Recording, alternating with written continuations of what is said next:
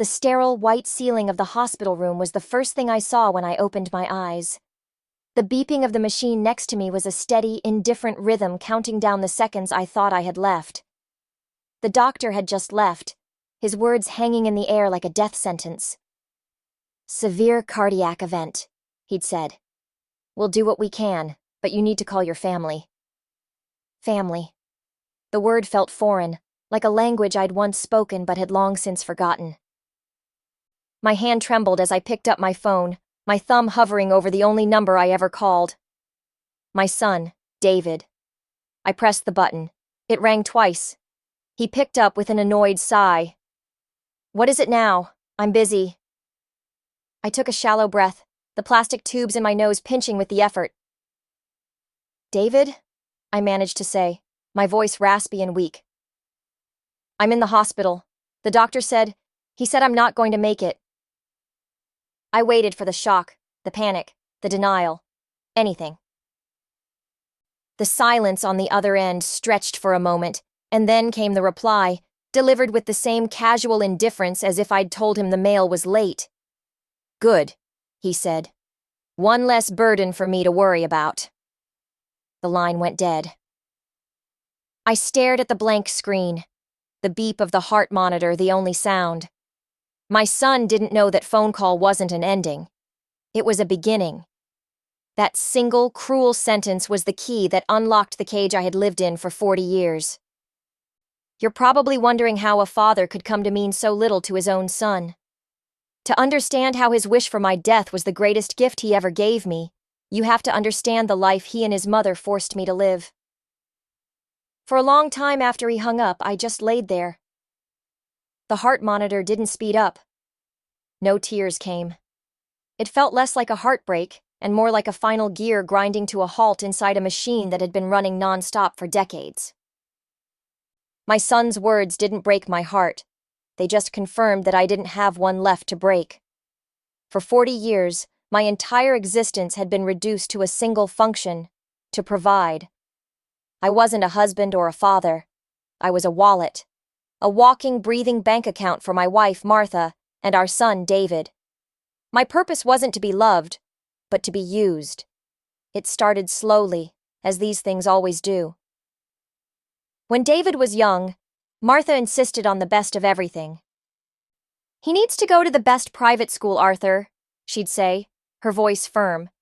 "We can't have him mixing with the wrong crowd." So I took a second job, working nights as a janitor after my full-day shift at the auto plant. I'd come home smelling of grease and disinfectant, my bones aching, just as the sun was rising. I'd sleep for 4 hours and do it all over again. I saw my son mostly on weekends, and even then, he was usually busy with some expensive extracurricular activity I was funding.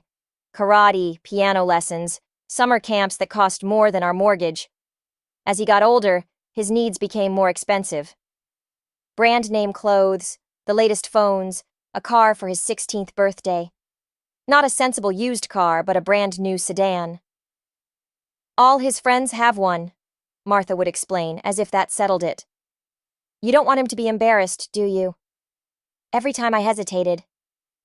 Every time I suggested we couldn't afford it, I was met with the same psychological checkmate. "Are you saying you don't love your son?" Of course I loved him. So I'd dip into my meager retirement savings. I'd take on overtime shifts until my vision blurred with exhaustion. I was funding a lifestyle I was never allowed to participate in. They went on vacations while I worked. They ate at fancy restaurants while I had a sandwich in the break room. My worn-out work boots paid for his designer sneakers. I was the engine, hidden away in the dark, while they enjoyed the ride.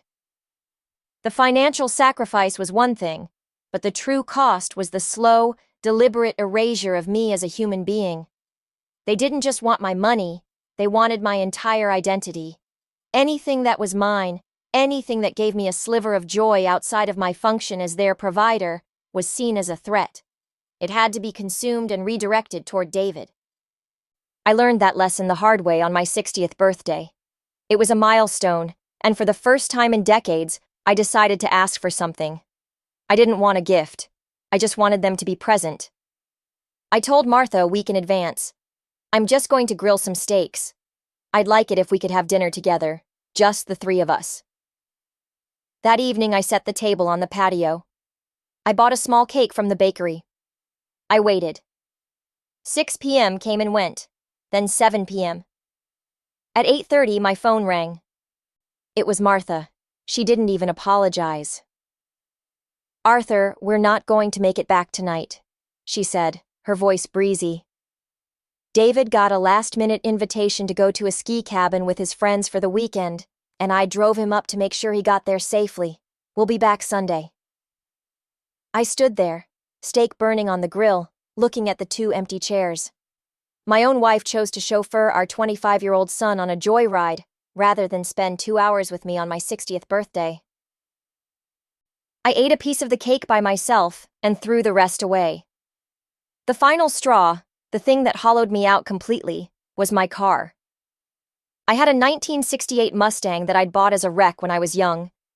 It was my one passion. Over 20 years, I'd poured my spare hours and a little bit of saved cash into restoring it.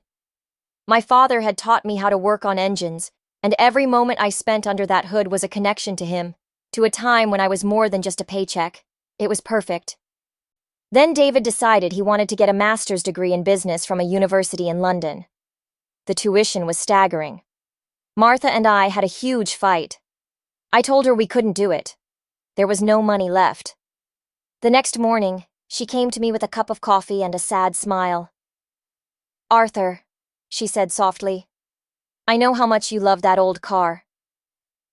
I knew what was coming. I sold it a week later. David dropped out of the program after 1 semester, complaining it was too much work. The money was gone.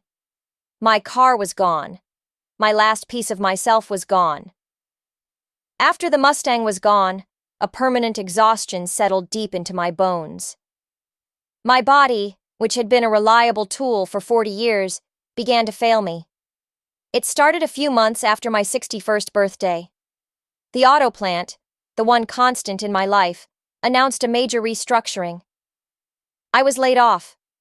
38 years of service, and I was escorted out with a cardboard box of my belongings and a severance check that was already spent in my family's minds before it even cleared. The steady river of money that had irrigated their lives had finally run dry. Their panic didn't turn into concern for me. It turned into resentment. I was no longer the reliable machine. I was defective. Around that time, a persistent ache started in my chest. It was a dull pressure that would sharpen with exertion. I was always tired, always short of breath. I tried to tell Martha. "I think something's wrong," I told her one evening, clutching my chest after climbing the stairs. She didn't even look up from her tablet. "You're just out of shape, Arthur. You're not used to being idle. Stop being dramatic and find another job." David was even more direct. I overheard him on the phone with his mother a few days later. "He's probably faking it so he doesn't have to work," he'd said. "He just needs to suck it up. My car payment is due." Their words were a whip, driving me to ignore my body's warning signs.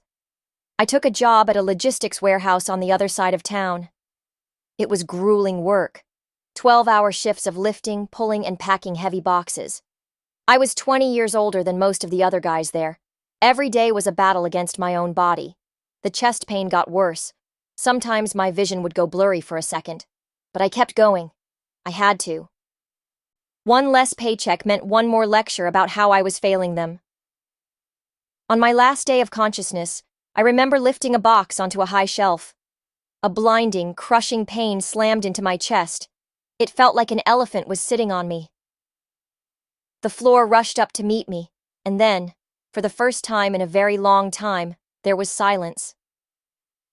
I didn't wake up until I was in that hospital bed, with the beeping monitor as my only companion. I lay there for what felt like an hour. The echo of my son's voice carving out the last bit of flesh from my hollowed-out soul. Good. One less burden. I closed my eyes, and for the first time, I didn't fight the idea of dying. I welcomed it. It felt like a logical conclusion. A machine that has outlived its usefulness is sent to the scrap heap. It doesn't complain. It just stops. I was ready to stop. But the monitor kept its steady, rhythmic beep, stubbornly measuring a life I no longer wanted. The door creaked open, and I expected a nurse, but it was the doctor again. Dr. Evans. He was a younger man, with kind eyes that held a serious, assessing gaze. He looked at my chart, then at me. "I see your emergency contact isn't answering our calls," he said gently. "Did you manage to reach your son?" I couldn't speak, so I just gave a short, sharp nod. The expression on my face must have told him the rest of the story, because he pulled a stool over and sat down. A gesture that seemed far too personal for a busy doctor. "Arthur," he began, leaning forward slightly. "When you were brought in, your heart was in severe distress. Based on the initial presentation, the prognosis was grim. We prepared you for the worst." He paused, letting the words sink in. "But we've gotten the full cardiology workup back. You didn't have a traditional heart attack caused by blockages. You have a condition called Takotsubo cardiomyopathy, broken heart syndrome. It's a temporary weakening of the heart muscle brought on by extreme, prolonged emotional or physical stress." He looked me straight in the eye. "Your heart is not dying, Arthur. It was squeezed so hard by your life that it temporarily gave up. This is not a death sentence. It's a diagnosis. The illness isn't your heart. The illness is whatever in your life is stressful enough to do this to you." His words landed like stones in a silent pool. He saw it.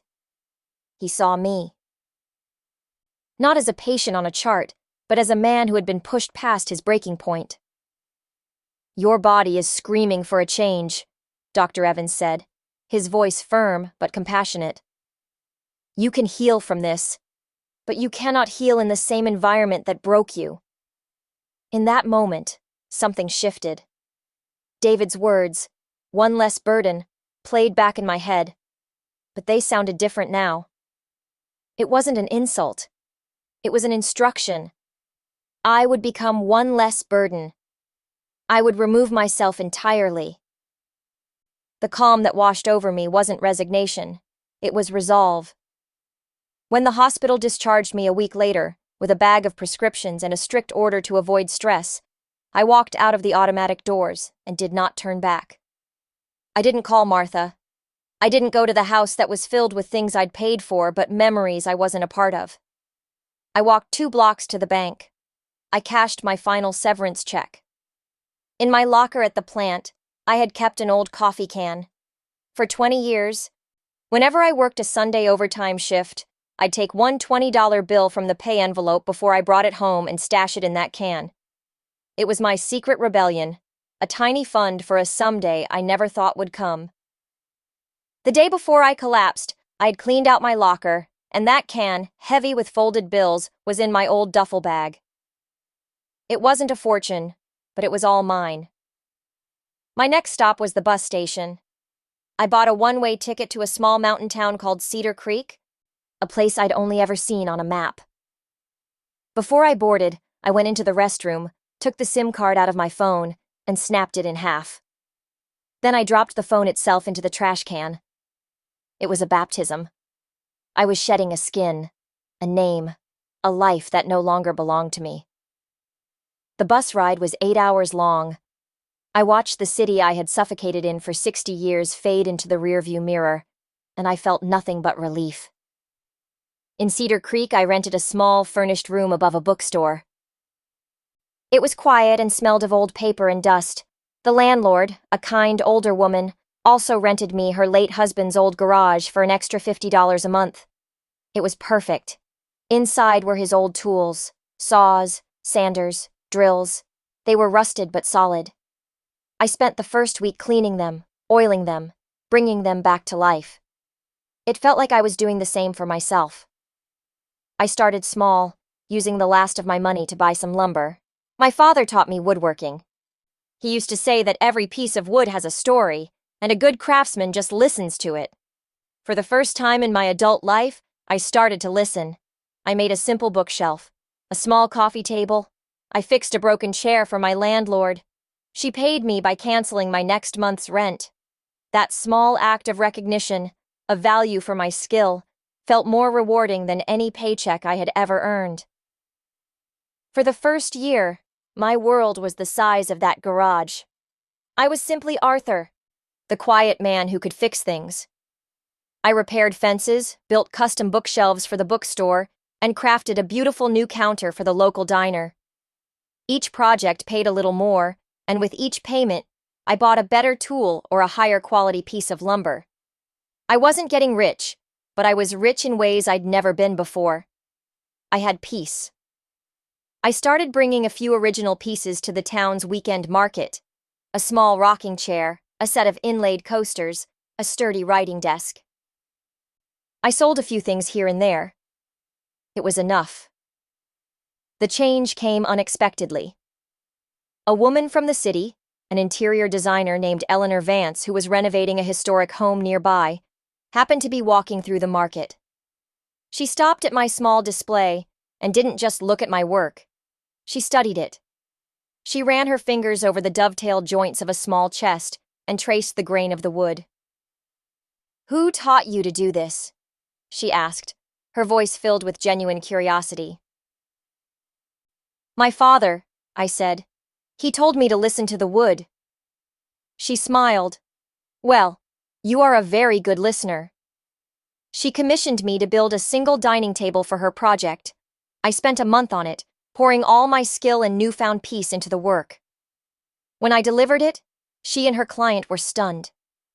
That one table led to another commission, to furnish the entire house. The budget she gave me was more than I had made in 3 years at the auto plant. I had to hire help. I found a young man from town, eager to learn a trade, and I taught him everything my father had taught me. We moved out of the garage and into a large, dusty warehouse on the edge of town, which we converted into a state-of-the-art workshop. We hung a simple, hand-carved sign out front: Cedar Creek Custom Woodworking. Within 2 years, my life was unrecognizable. I had a team of 4 craftsmen working for me. We had a year-long waiting list for our custom furniture. My work, praised in architectural magazines for its soulful authenticity, was sought after by wealthy clients across the country. I was no longer the man who collapsed from stress and exhaustion. I was healthy. I had friends who I'd have a beer with after work. I was the creator of a successful business, built not on sacrifice and resentment, but on passion and peace. For 3 years, I lived in my new reality. I didn't look back. The past was a foreign country where I no longer held a passport. My focus was on the grain of a piece of oak, the satisfaction of a perfect joint, and the easy laughter of my employees in the workshop. I was at peace. Then one day, driven by a flicker of detached curiosity, I paid a small fee to an online service that finds public records. I wanted to know, not out of longing or anger, but in the way a scientist might check on a sealed-off experiment. The report I received a few hours later told a story that was as predictable as it was pathetic. After I disappeared from the hospital, Martha and David's first reaction was not worry, but rage. They told the few neighbors who asked that I'd had some sort of breakdown, a selfish midlife crisis, and that I would be back once I came to my senses. They continued to live as they always had, assuming the bank account would magically replenish itself. It did not. My severance pay, which they had access to, ran out in less than 2 months. The illusion of their prosperity was built on the constant daily pressure of my labor. Once the pressure was removed, the entire structure collapsed. David, who saw himself as a future CEO, couldn't hold down an entry-level sales job for more than 6 weeks. His manager's feedback, noted in the investigator's report I would later commission, cited an overwhelming sense of entitlement and an unwillingness to perform basic tasks. Martha, having not worked in 30 years, found that her skills in managing a household didn't translate into a paycheck. The foreclosure notice arrived 8 months after I left. David's fancy car was repossessed in the middle of the night. They sold her jewelry, the designer furniture, anything of value. They ended up in a small, run-down apartment in the same gritty part of town I had worked my entire life to escape. Their desperation never once curdled into self-reflection. It only hardened their anger. In their story, they were the victims. I was the monster who had abandoned them, derelict in my duty. Their life hadn't fallen apart because of their own failings, but because their provider had been stolen from them. So they began to search, not to apologize, but to reclaim their property. For years they found nothing. I was a ghost. But eventually, a stray piece of information, a name on a business award website, gave them a trail.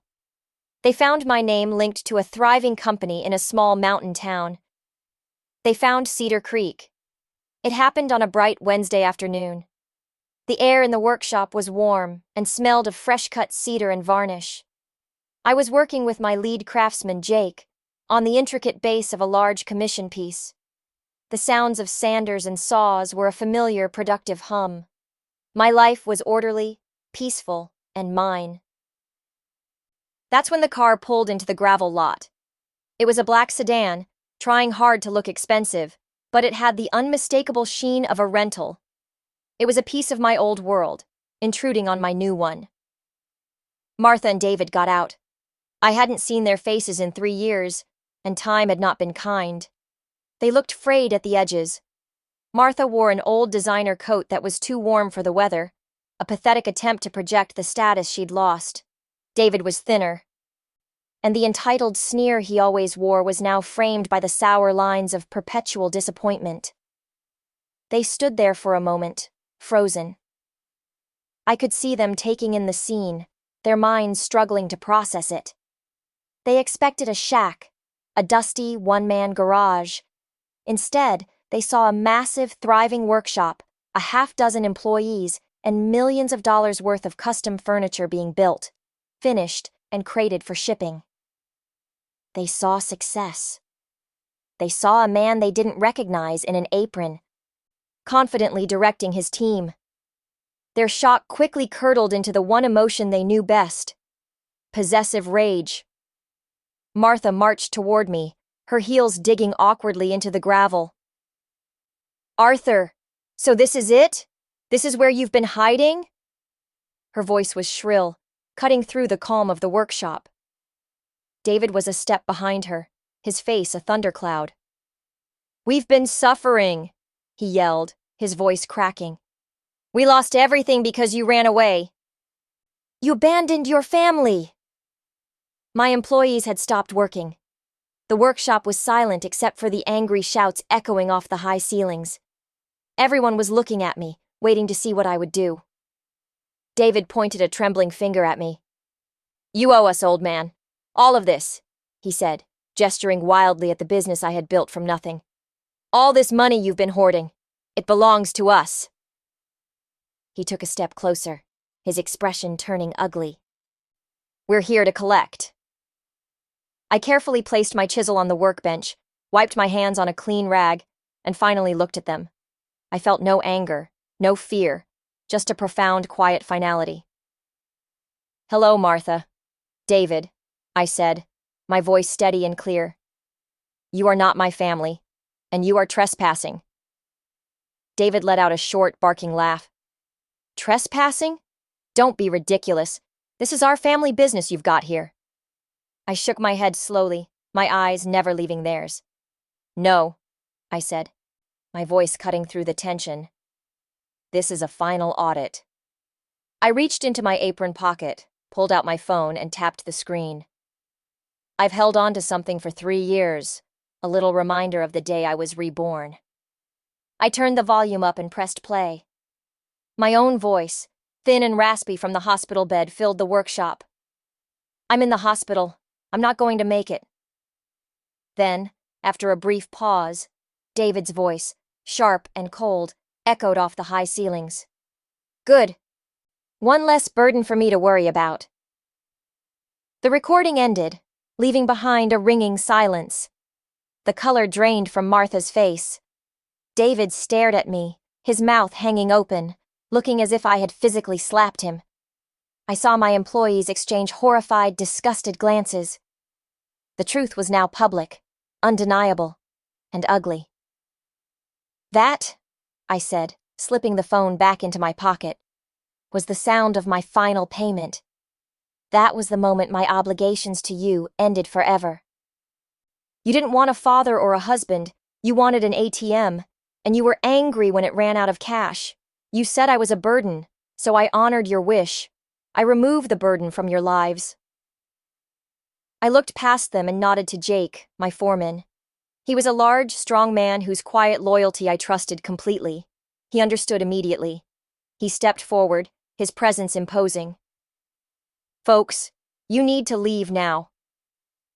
David started to protest, sputtering about lawyers and his rights, but Jake simply put a firm hand on his shoulder and began steering him toward the door. Another one of my craftsmen escorted a speechless Martha out. Their shouts and threats about suing me for every penny echoed in the lot before Jake slid the heavy workshop doors shut, plunging the room back into a peaceful, work-filled silence. I took a deep breath, the air tasting clean again. My new family, the one I had built, stood there looking at me with respect and concern. I gave them a small, reassuring smile. All right, I said. Let's get back to work. That evening, I sat in the quiet of my small, comfortable home, a home I had built with my own hands. I wasn't thinking of them. I was thinking of the future. On my desk was a copy of my last will and testament. It was simple and clear. My company, my savings, every asset to my name would be placed in a trust. It was named the Evans Foundation, after the doctor who showed me my own worth. Its sole purpose is to provide financial and legal aid to elderly and vulnerable adults seeking to escape abusive family situations. My legacy wouldn't be one of bitterness or revenge. It would be one of liberation. I had not only saved myself, but I had created a lifeboat for others like me. A quiet, genuine smile spread across my face. My life was finally, truly, my own.